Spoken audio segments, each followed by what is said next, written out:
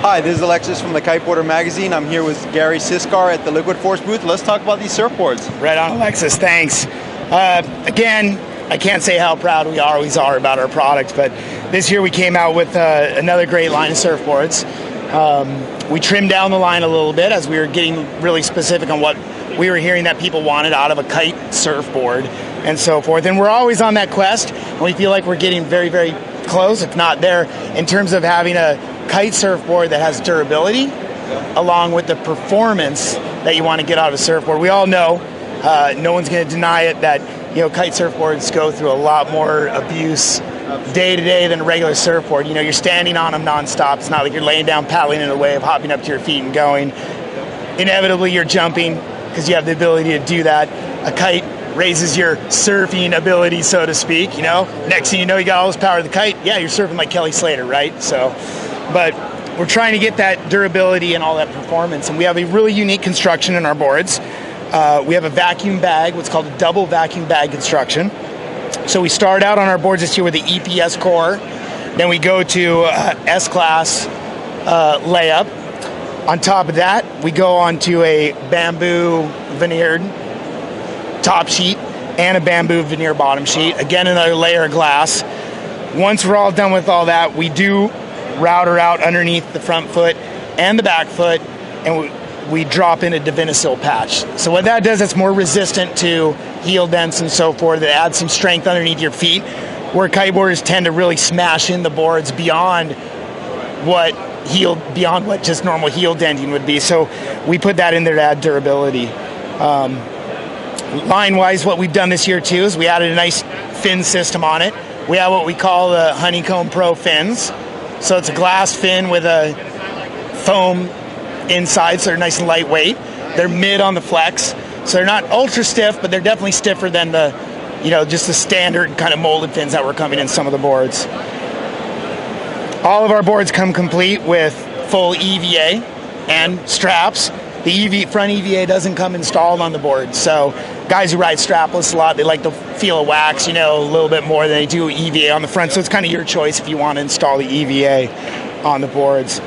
In terms of the line this year, we have everything from a 6.0, what we call the 6.0 Quickness, which is a great kind of all-around board if you're a bigger guy. It has a little bit more float and drive out of it. One thing we did, we had a 6.0 last year. What we did this year differently in the shape is we brought out, the 12-inch down, or the nose width on it. We brought that out about another 1.25 inches actually. So it put a lot more volume in this area of the board. What that does, it gives you a little more glide. Like if you're a little more float, if you're kite surfing more depowered, you get into the wave and you throw the bar out and you just want to surf the wave. This will let you give a little more drive, and a little more float, a little more glide out of the board. We did also make this board into a 3+2, so it's very versatile for conditions. If you're in a fast reeling point break wave and you need something very down the line, you could ride it as a quad. If you're in something like a lumpy beach break and you're kind of moving all around, you got to chase a peak down, you need something that's more tight in the pocket, run it as a thruster. So it has all that adjustability.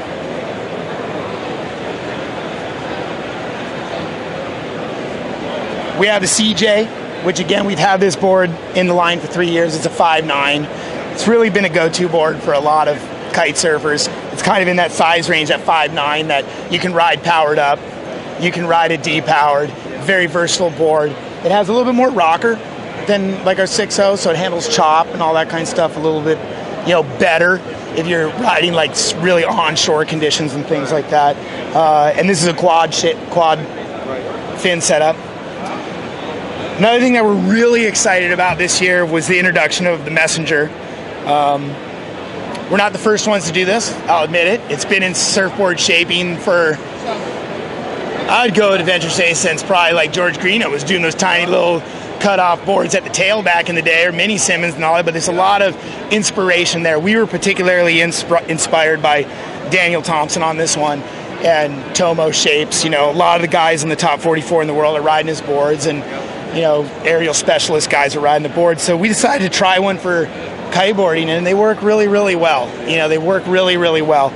The whole idea behind this board is it is truly almost like the nose is cut off. So you're eliminating some of the surface area up there, putting your basically getting your weight centered on the board, and like for doing aerials, like when you're doing air reverses and stuff like that, for people out there doing those, it does help you get the board around better, especially if you land and have to land revert, it comes around. The other thing too is you do surf them a little bit shorter, because if you drew out this rail line on this, this 5.5 would match up to probably about a 6.0 right in there. So you're getting all this kind of same volume, same drive, the same what is underneath your feet on the board as what you would in a 6.0, but losing a little bit of this weight and a little bit of this space up here. So it's really nice. Same construction as all our other boards, so it's double vacuum bag, bamboo top and bottom. We have a quad shape on this. The other thing people notice is like, whoa, you got kind of these big channels off both, the tail and the nose. The whole idea is on this is like, now guys riding strapless are landing, tail first, they're riding, tail first a lot. So to revert out, you have something that can actually grab onto it, not be so slippery off the nose. So really nice board. This board, we have it in a 5.5 and we also have it in a 5.1. So very nice. Right on. Find out more information about these boards. Where can they go? LiquidForceKites.com. Cool. Thank you so much. Right on.